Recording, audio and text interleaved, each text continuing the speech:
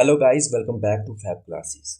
दोस्तों, आज से हम इंग्लिश के ऊपर इम्पोर्टेंट एमसीक्यू सीरीज़ को स्टार्ट करने वाले हैं और आज के हमारे इस पहले चैप्टर का नाम है सब्जेक्ट वर्ब एग्रीमेंट।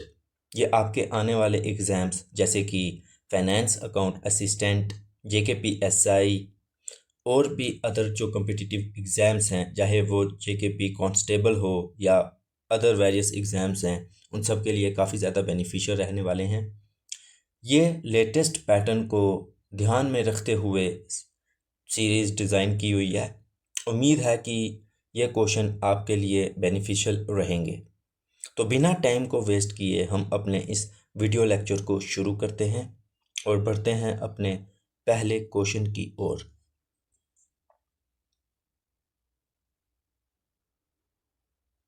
तो हमारा पहला क्वेश्चन है,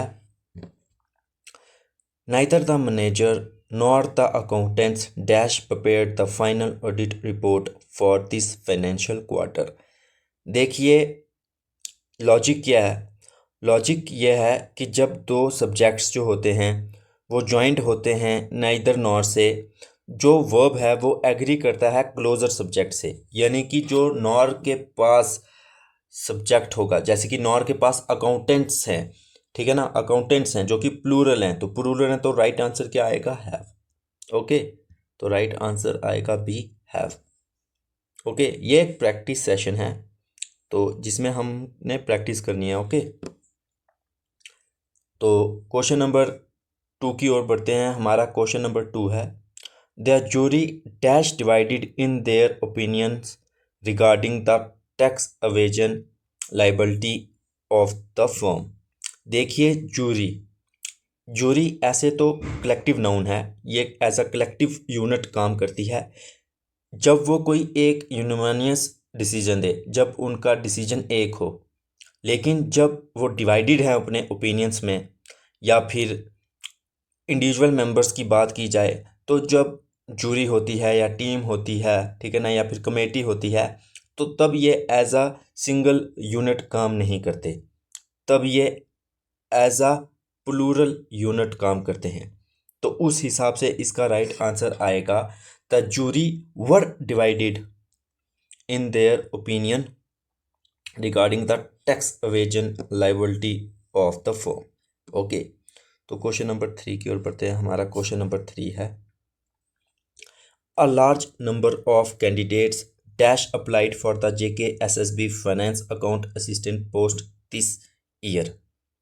देखिए जो फ्रेज है अ लार्ज नंबर ऑफ, जो फ्रेज है अ लार्ज नंबर ऑफ, ये हमेशा फॉलोड जो है किसके द्वारा होता है, एक प्लूरल नाउन के द्वारा होता है और फिर प्लूरल वर्ब के द्वारा। यानी कि नाउन तो प्लूरल आ गया, a large number of candidates plural है, अब आगे जो वर्ब है वो भी प्लूरल ही आएगी, ठीक है ना। तो प्लूरल वर्ब कौन सी है, हैव। तो राइट आंसर आएगा बी, हैव। ओके, इसमें एक इम्पॉर्टेंट चीज़ है कि जो फ्रेज होता है द नंबर ऑफ, जो नंबर ऑफ होता है ना वो सिंगुलर वर्ब लेता है, लेकिन आ लार्ज नंबर ऑफ जो है वो प्लूरल वर्ब लेगा, लेकिन द नंबर ऑफ जो है वो सिंगुलर वर्ब लेगा, ठीक है ना। तो ये भी आपको याद रखना है। क्वेश्चन नंबर 4 की ओर बढ़ते हैं। हमारा क्वेश्चन नंबर 4 है, the cost of all essential commodities along with fuel prices dash exponentially over the past few months। देखिए क्या आ रही है, the cost of all essential commodities along with fuel prices, ठीक है ना। अब वर्ड किससे ज्वाइन हुआ है, एक सिंगुलर वर्ब से हुआ है, अलॉन्ग विद, ठीक है ना, या फिर अगर इसकी जगह हो together with, as well as, या फिर अकम्पाइंड बाय, ठीक है ना। ये सब क्या होते हैं, पैरेंथेटिकल वर्ड्स होते हैं। क्या होते हैं ये, पैरेंथेटिकल वर्ड्स। और जो ट्रू सब्जेक्ट है इसमें कौन सा है, तो ट्रू सब्जेक्ट है द कॉस्ट, और जो कॉस्ट है ना वो सिंगुलर है। अब द कॉस्ट अगर सिंगुलर है तो फिर वो क्या लेगा अपने साथ, एक सिंगुलर वर्ब लेगा। तो राइट आंसर आएगा हैज़ अराइजन, ठीक है। तो राइट आंसर आएगा बी, हैज़ अराइजन। ठीक है ना। जब भी देखिए as well as, along with, ठीक है ना, together with, all together with, ऐसे वर्ड हो ना, तो आपने पहले वाला जो है ना वो नाउन देखना है। ओके, या फिर सब्जेक्ट आप कह सकते हैं कि आपने पेरेंथेटिकल सब्जेक्ट को देखना है, उससे फिर उसके हिसाब से आपने जो है नाउन को लगाना है। ओके, अपने नाउन को नहीं, वर्ब को, सॉरी।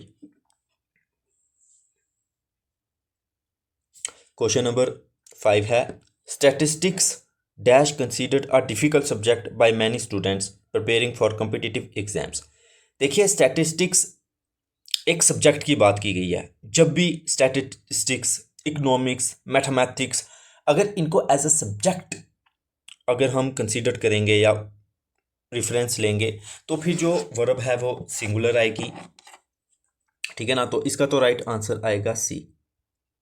लेकिन अगर स्टैटिस्टिक्स, इकोनॉमिक्स या मैथमेटिक्स वो एज अ फंक्शनैलिटी की तरह काम करे, तो फिर तब प्लूरल वर्ब आती है। अगर हम बोलें कि ये जो मैथमेटिक्स है, इसकी मैथमेटिक्स जो है वो बहुत ज़्यादा अजीब हैं, ठीक है ना, तो हम उस सब्जेक्ट की नहीं बात कर रहे हैं, वो हम फिर उस कैलकुलेशन की बात कर रहे हैं जो वह पर्टिकुलर इंसान करता है। तो इस हिसाब से इसका राइट आंसर आएगा सी। ठीक है ना।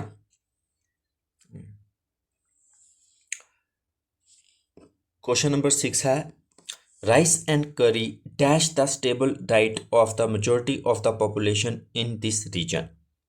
देखिए अब हमारा सब्जेक्ट क्या है, राइस एंड करी।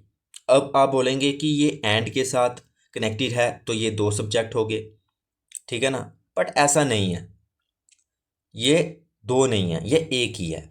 क्योंकि राइस और करी को ना एक साथ यूज़ किया जाता है, ठीक है ना। अब ये नहीं है कि आप राइस को अलग रखोगे, कड़ी को अलग रखोगे, वो नहीं है, तो आप मिला के खाते हो ना, तो इस हिसाब से ये एक ही यूनिट है। जैसे राइस एंड करी,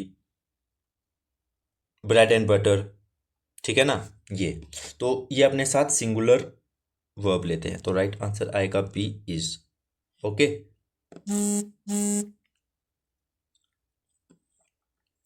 क्वेश्चन नंबर हमारा 7 है। क्वेश्चन नंबर 7 है, every male and every female citizen dash the right to cast their vote under democratic systems. देखिए एवरी, एवरीबडी, ईच, इनके साथ तो आप याद रख लो कि इनके साथ सिंगुलर वर्ब आता है, ठीक है ना। तो याद रखना कि जो इनके साथ क्या आता है, सिंगुलर वर्ब आता है। तो इनमें से सिंगुलर वर्ब कौन सी है, तो हैज़ है, तो राइट आंसर आएगा बी। ओके, तो B is the right answer. Question number 8 है, 2/3 of the dynamic infrastructure budget dash already been utilized by the municipal corporation। देखिए यहाँ पर बात किसकी हो रही है, 2/3 की। 2/3 क्या है, फ्रैक्शन है, ठीक है ना, या फिर फ्रैक्शन हो या फिर परसेंटेज हो। देखिए वर्ब जो है ना वो ऑब्जेक्ट के हिसाब से जो है लगती है।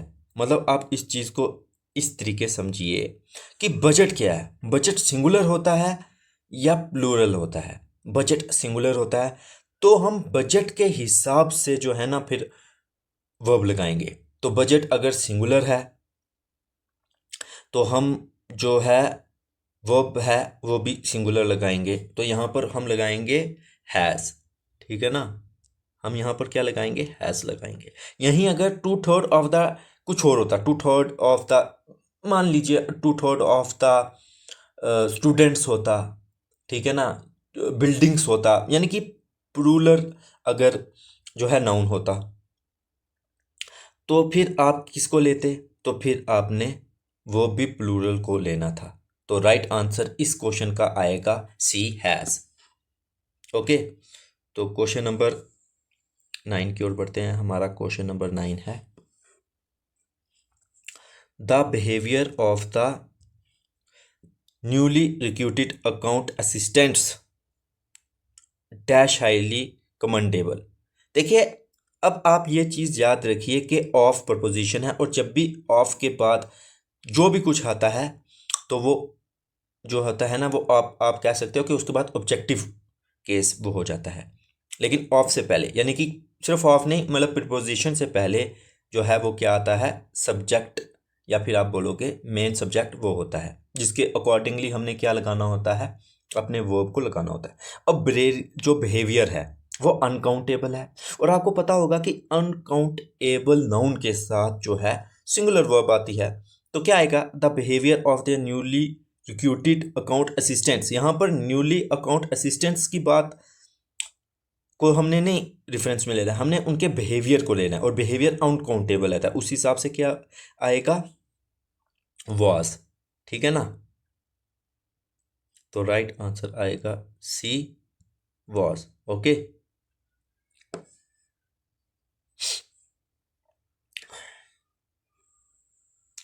क्वेश्चन नंबर 10 है हमारा,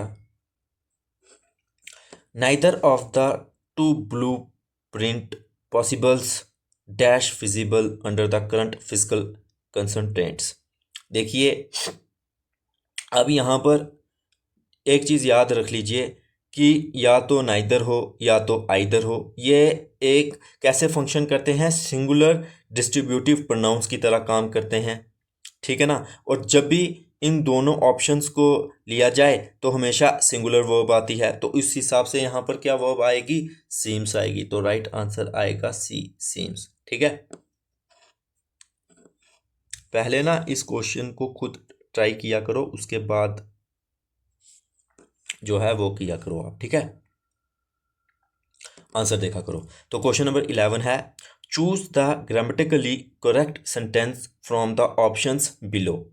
the dynamic variations in market demand is unpredictable. यानी कि 4 जो हैं ऑप्शन दिए हुए हैं, इन 4 में से आपने देखना है कि सब्जेक्ट वर्ब एग्रीमेंट का सही कॉम्बिनेशन कौन सा है। तो पहला आपने पढ़ लिया ऑप्शन, अब दूसरा है the dynamic variations in market demand are unpredictable. अब सी है the dynamic variations in market demand has been unpredictable. और डी है, आपको पता नहीं डी दिख रहा है कि नहीं दिख रहा है, ओके थोड़ा सा, the dynamic variations in market demand was unpredictable. ठीक है,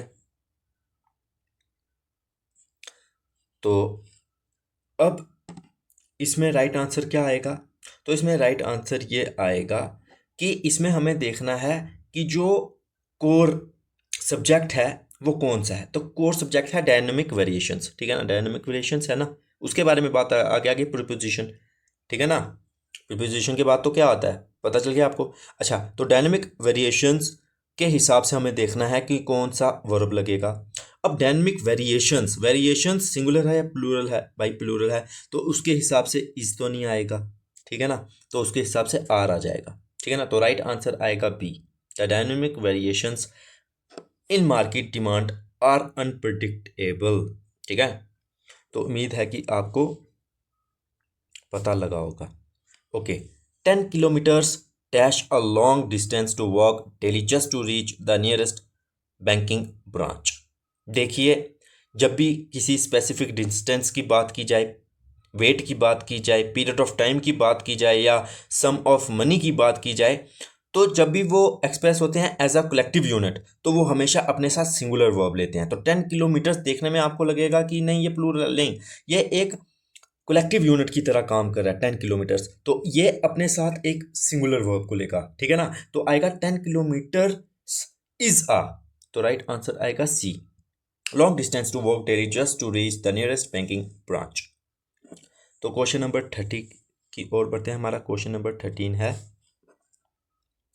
many a student dash fail to clear the stick cut off scores in mock tests. देखिए इसमें भी आपको बड़ा प्यारा लॉजिक मिलेगा।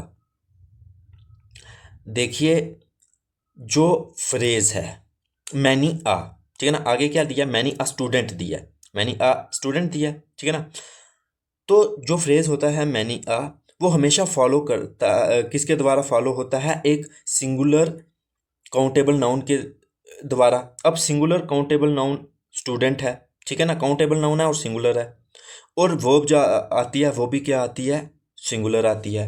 तो क्या आएगी, many a student has failed to clear the stick cut off scores in mock tests. ठीक है ना, तो राइट आंसर आएगा बी। ठीक है ना, B is the right answer. तो बी राइट आंसर है। आपको पता चल गया ना कि मैनी आ के बाद जो है सिंगल काउंटेबल नाउन आएगा और वो भी सिंगुलर आएगी, तो ये आपको याद रखना है। तो क्वेश्चन नंबर 4 की ओर बढ़ते हैं। हमारा क्वेश्चन नंबर 14 है, the dynamic duo along with their manager. अब देखिए सब्जेक्ट क्या है, डायनेमिक डियो अलोंग विद के पहले वाला हमने देखना है, पहले वाला सब्जेक्ट क्या है। तो dynamic duo along with their manager dash arriving at the corporate headquarters shortly. देखिए जो डायनेमिक डियो है ना, उसको एज अ सिंगुलर यूनिट की तरह क्या किया जाता है, ट्रीट किया जाता है। ठीक है ना, और जो फ्रेज स्टार्ट हो रहा है अलोंग विद, वो जो है नंबर ऑफ जो वो हैं पीपल, उनको अल्टर नहीं कर रहा। ठीक है ना, तो इस हिसाब से क्या आ जाएगा, राइट आंसर इसके साथ सिंगुलर वर्ब आएगी। तो क्या आएगा, the dynamic duo along with their manager is, क्यों, क्योंकि सिंगुलर है। ठीक है ना, तो राइट आंसर आएगा C, is arriving at the corporate headquarters shortly. तो क्वेश्चन नंबर 15 की ओर बढ़ते हैं। हमारा क्वेश्चन नंबर 15 है, not only the workers but also the supervisor. ठीक है ना, dash negligence during the auditing process. अब देखिए यहाँ पर क्या दिया हुआ है, पहले तो आपको ये याद रखना है pair not only but also. ठीक है ना, इसके रिलेटेड भी क्वेश्चन आता है कि नॉट ओनली के साथ कुछ और दे देते हैं बट आल्सो की जगह। तो आपने याद रखना है कि जो नॉट ओनली है वो फॉलोड किसके द्वारा होता है, बट आल्सो के द्वारा। ठीक है ना, नॉट ओनली बट आल्सो जो वर्ब मैच करती है वो अपने क्लोजेस्ट सब्जेक्ट के साथ करती है। क्लोजेस्ट सब्जेक्ट का मतलब है कि नॉट ओनली द वर्कर्स नहीं, but also the manager supervisor. हमने यहाँ पर किसको देखना है, but also the supervisor. Supervisor singular है तो उस हिसाब से आ जाएगा हैज शोन। ठीक है ना, तो राइट आंसर आ जाएगा बी। तो ये कुछ along with as well as, उससे आपने पहले वाले को देखना है। लेकिन जैसे हो गया बट आल्सो, ठीक है ना, ऐसे जो कुछ फ्रेज हैं उसमें आपको जो है क्लोजेस्ट सब्जेक्ट को देखना है, नाइदर नॉर, उसके बाद भी आपको क्लोजेस्ट वाले को देखने हैं। तो ये चीज़ें ना प्रैक्टिस से आएंगी और इनके बारे में आपको पता होना चाहिए। ठीक है ना, तो ये बहुत इंपॉर्टेंट है कि ये चीज़ें आपको पता हो। तो क्वेश्चन नंबर 16 की ओर बढ़ते हैं। हमारा क्वेश्चन नंबर 16 है, plenary powers dash granted to the new administrative board to finalise the budget adjustment. देखिए सिंपल सी बात है, पावर्स, पावर्स प्लूरल नाउन है तो उसके पीछे कौन सी वर्ब आएगी बात, तो प्लूरल वर्ब आएगी। तो इसमें प्लूरल वर्ब कौन सी है, तो वर है। तो राइट आंसर आएगा सी। ठीक है,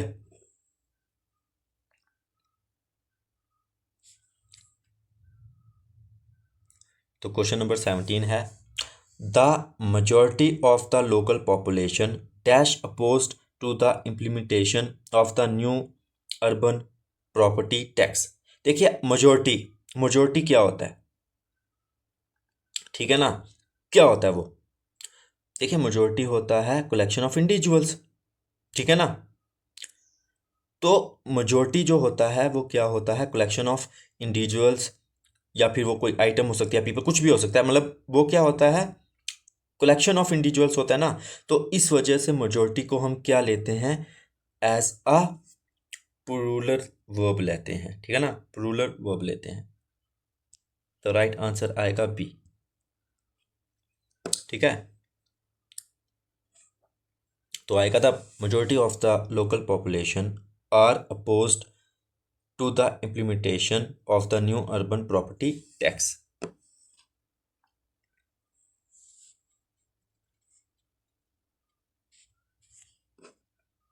क्वेश्चन नंबर 8 है, Gulliver travels dash an exceptional classic written by Jonathan Swift. देखिए जुलिवर ट्रेवल्स, अब आप बोलोगे जुलिवर ट्रेवल्स ये तो भाई प्लूरल सब्जेक्ट है। नहीं, देखिए नाउन जो है ना, ये एक बुक का नाम है। ये क्या है, ये एक बुक का नाम है। जुलिवर ट्रेवल्स एक बुक है, तो बुक एक है ना, तो इसलिए सिंगुलर वर्ब आएगा। तो क्या आएगा, जुलीवर ट्रेवल्स इज एन, ठीक है ना। तो राइट आंसर आएगा सी। तो राइट आंसर आएगा सी। क्वेश्चन नंबर 19 की ओर बढ़ते हैं। हमारा क्वेश्चन नंबर 19 है, the accountant and auditor dash present in the administrative gallery to clarify the ledger discrepancies. देखिए अब यहाँ पर द अकाउंटेंट एंड ऑडिटर दिया है, तो ये सिंगुलर एक ही बंदा है। अगर the accountant and the auditor दिया होता तो इसका मतलब होता कि दो बंदे हैं। अब जब आर्टिकल द सिर्फ पहले वाले के साथ लगा, दूसरे वाले के साथ नहीं लगा, तो इससे आप समझ सकते हैं अपने दिमाग में कि भाई ये कौन बंदा होगा, ये सिंगुलर बंदा है, एक ही बंदे की बात हो रही है, तो उसके साथ वर्ब कौन सी आएगी, सिंगुलर आएगी। तो आंसर क्या आएगा, is. The accountant and auditor is, ठीक है ना। तो राइट आंसर आएगा सी। तो क्वेश्चन नंबर 20 की ओर बढ़ते हैं। हमारा क्वेश्चन नंबर 20 है, a pair of custom accounting sheets dash kept inside the primary safe drawer. देखिए अब पेयर है, ठीक है ना, आ पेयर है, एक पेयर की बात हो रही है, सिंपल से समझ लो। आ पेयर ऑफ है मतलब आ पेयर होता है एक, तो सब्जेक्ट क्या है, सिंगुलर, तो वो भी सिंगुलर आएगी, तो इज आएगा, ठीक है ना। तो राइट आंसर आएगा सी। ऐसे क्वेश्चनों को उड़ाने की कोशिश करनी है जल्दी जल्दी। अगर आप ज़्यादा ही सोचने स्टार्ट हो जाओगे ना, तो फिर आती हुई चीज़ें भी थोड़ा ना, तो बेसिक में रहना, पहले सब्जेक्ट वर्ब को देखना है, उसके बाद देखना है कि नाउन सही से यूज़ हुआ नहीं, तो ऐसे मतलब आपको क्वेश्चन अटेम्प्ट करने की कोशिश करना है। ओके चलो क्वेश्चन नंबर 21 की ओर बढ़ते हैं। Behind the mountain ridge dash the hidden base operations of the infrastructure firm, ठीक है ना। अब क्या आया, behind the mountain ridge, mountain ridge के पीछे क्या है, बेस जो है, हिडन बेस ऑपरेशंस है इंफ्रास्ट्रक्चर फर्म का।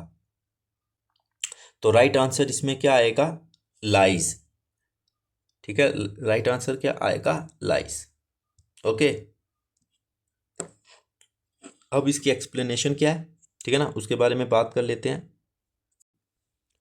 ठीक है, देखिए ये एक इन्वर्टेड सेंटेंस है। अगर आप इसको वापस से रीअरेंज करेंगे तो ये क्या आ सकता है, इसका ये आ सकता है कि the hidden base operations lies behind the ridge, ठीक है ना, या बिहाइंड द माउंटेन रिज। तो अब जो बेस ऑपरेशंस है ना, इसको आप ज़्यादातर इसको कैसे ट्रीट करते हैं, सिंगल कंपाउंड ऑपरेशन की तरह ट्रीट करते हैं, या फिर आप कह सकते हैं कि जो बेस फंक्शन करता है वो कैसे फंक्शन करता है, कलेक्टिव सिंगुलर यूनिट की तरह। तो उस हिसाब से या उस वजह से आप कह सकते हो इसका राइट आंसर आएगा बी, लाइज, ठीक है ना। तो क्वेश्चन नंबर 22 की ओर बढ़ते हैं। क्वेश्चन नंबर 22 है, the number of errors in this physical balance sheet dash alarming remarked the senior auditor. देखिए पीछे हमने किया था आ नंबर ऑफ और द नंबर ऑफ। देखिए द नंबर ऑफ जो फ्रेज है उसके साथ कौन सी क्या बोलते हैं वर्ब आती है, तो ऊपर ही बताया था, तो सिंगुलर वर्ब आती है, ठीक है ना। आ नंबर ऑफ के साथ क्या आती है, प्लूरल आती है, लेकिन द नंबर ऑफ के साथ क्या आती है, सिंगुलर आती है। तो उस हिसाब से राइट आंसर आएगा सी, इज, ठीक है ना। द नंबर ऑफ जो है वो एक्ट करता है सिंगुलर सब्जेक्ट की तरह, पॉइंट करता है स्पेसिफिक वैल्यू या काउंट की ओर, इस वजह से ये सिंगुलर वर्ब लेता है अपने साथ, ठीक है ना। इतना तो आपको पता चल गया ना, इसकी रिलेटेड ऊपर भी क्वेश्चन आया था तो एक्सप्लेन मैंने आपको किया था। ओके अब क्वेश्चन नंबर चलते हैं 23 की ओर। अच्छा, neither quality nor price dash compromised by our manufacturing plant during standard shifts. देखिए नाइदर क्वालिटी, क्वालिटी भी क्या है, अनकाउंटेबल नाउन है जो कि अपने साथ सिंगुलर वर्ब लेती है, और प्राइस, प्राइस भी क्या है, तो सिंगुलर है, ठीक है ना, सिंगुलर है वो भी। तो इस हिसाब से जो हमारी वर्ब है वो भी सिंगुलर आएगी, तो आएगी इज। तो राइट आंसर आएगा C. Neither quality nor price is compromised by our manufacturing plant during standard shifts. तो क्वेश्चन नंबर 24 की ओर बढ़ते हैं। हमारा क्वेश्चन नंबर 24 है, none of the missing ledger files dash been recovered by the cyber investigation cell yet. देखिए, none जो है अपने बाद सिंगुलर या प्लूरल दोनों वर्ब ले सकता है। वो डिपेंड करता है उस नाउन के ऊपर जिसको वो क्या कर रहा है, मॉडिफाई कर रहा है। ठीक है ना।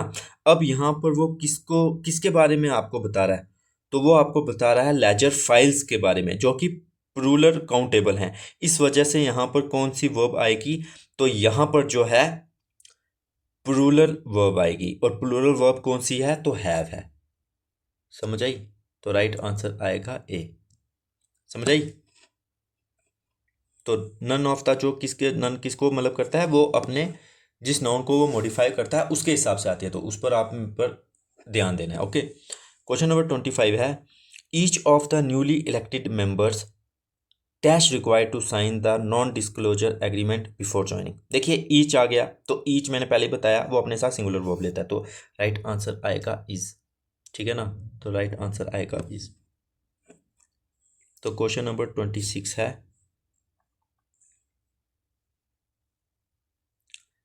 पता नहीं, चलो क्वेश्चन नंबर 26 है, स्टेटमेंट 1 और 2 दी गई है, हमें बताना है कि कौन सी स्टेटमेंट ठीक है और कौन सी नहीं। ओके। तो स्टेटमेंट 1 है, mathematic require a lot of regular practice and logical deductive thinking. Statement 2 है, the economics of this new housing policy are complex. तो देखिए दूसरी स्टेटमेंट जो है, economics of this housing policy, अब हाउसिंग पॉलिसी के इकोनॉमिक्स की बात कर रहे हैं, ये किसी सब्जेक्ट की बात नहीं कर रहे, तो जो इसके साथ जो है आर वर्ब जो है बिल्कुल ठीक है। ठीक है ना, तो ये बिल्कुल करेक्ट है। अब स्टेटमेंट 1 क्या है, mathematics require a lot of regular practice and logical deductive thinking. तो ये कौन से मैथमेटिक्स की बात कर रहे हैं, या किसी फिगर्स की बात कर रहे हैं, या किसी काउंटिंग की बात कर रहे हैं, नहीं, ये एज अ सब्जेक्ट की ही सिंपली बात कर रहे हैं कि मैथमेटिक्स जो है उसको चाहिए लॉट ऑफ रेगुलर प्रैक्टिस। ठीक है ना। तो मैथमेटिक्स जो है अपने साथ कौन सी वर्ब लेगा, तो सिंगुलर लेगा, तो रिक्वायर क्या है, प्लूरल है, तो राइट आंसर आएगा मैथमेटिक रिक्वायर्स। ठीक है ना। तो यहाँ पर ऐसा आना चाहिए साथ में। ठीक है ना, यहाँ पर ऐसा आना चाहिए, अ lot of regular practice and logical deductive thinking. तो स्टेटमेंट 1 गलत हो जाती है, तो इस हिसाब से स्टेटमेंट 2 ओनली इज करेक्ट। ठीक है ना। तो राइट आंसर आएगा बी।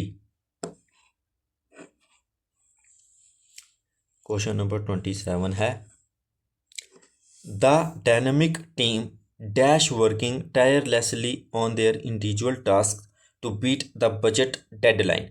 देखिए अब बात क्या चल रही है, डायनामिक टीम की बात चल रही है, लेकिन वो क्या कर रहे हैं, अपने इंडिविजुअल टास्क को ख़त्म करने की कोशिश कर रहे हैं। तो यहाँ पर एज अ कलेक्टिव वो काम नहीं कर रहे, अपने अपने टास्क को वो ख़त्म करने की बात कर रहे हैं। तो इस वजह से जो वर्ब है वो भी क्या आएगी, प्लूरल आएगी। तो राइट आंसर आएगा सी वर्ब। ठीक है ना, क्योंकि यहाँ पर team as a plural unit काम कर रही है, सिंगुलर नहीं कर रही है। क्वेश्चन नंबर 28 की ओर बढ़ते हैं। हमारा क्वेश्चन नंबर 28 है, statistics dash showing a downward trend in consumer spending pattern this quarter. देखिए अब वही बात आ गई, अब स्टैटिस्टिक्स क्या यहाँ पर एज ए सब्जेक्ट बात कर रहा है, नहीं, यहाँ पर सिंपली बात हुई है कि ये स्टैटिस्टिक्स ऐसी जो हैं फैक्ट्स या फिर ऐसे जो हैं ट्रेंड्स शो कर रहे हैं, ऐसी फिगर्स शो कर रही हैं कि जो कंज्यूमर स्पेंडिंग है पैटर्न का, वो डाउनवर्ड ट्रेंड जो है उसका वो शो कर रही है। तो स्टैटिक एज अ सिंगुलर नहीं प्लूरल यूज किया है, तो राइट आंसर आएगा बी। ओके।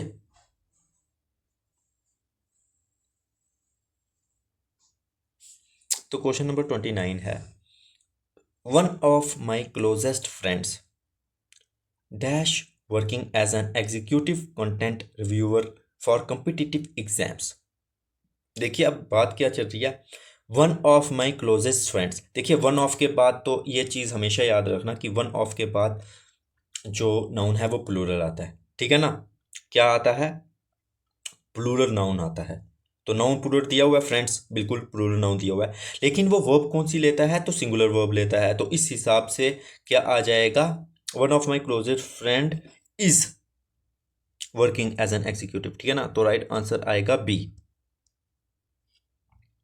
ठीक है ना, content reviewer for competitive exams. तो याद रखना वन ऑफ के बाद प्लूरल नाउन आएगा, लेकिन जो वर्ब है वो सिंगुलर आएगी। तो ये जो मतलब है ना, ये पॉइंट इनको आपको याद रखना है बड़ी अच्छी तरीके, इनको आपको भूलना नहीं है। क्वेश्चन नंबर 30 की ओर बढ़ते हैं। ये आज का हमारा लास्ट क्वेश्चन है। तो क्वेश्चन है, either the corrupted software files or the physical hard drive dash responsible for the data loss. अब आइदर और या नाइदर नॉट के साथ मैंने क्या बताया था कि जो वर्ब है वो क्लोजेस्ट सब्जेक्ट की अकॉर्डिंग लगेगी, मतलब कि और के बाद आप सिंपल अपनी लेमन लैंग्वेज में समझिए कि जो और के बाद या नॉर के बाद जो होगा ना, उसके अकॉर्डिंगली जो है वर्ब लगेगी। तो यहाँ पर जो है क्या दिया हुआ है कि either the corrupted software files, जो कि प्लूरल है, लेकिन और द फिजिकल हार्ड ड्राइव। अब फिजिकल हार्ड ड्राइव प्लूरल है या सिंगुलर है, वो सिंगुलर है, तो वो भी जो क्या आएगी, सिंगुलर आएगी। तो आंसर आएगा is responsible for the data loss. तो राइट आंसर आ जाएगा सी, इज, ठीक है।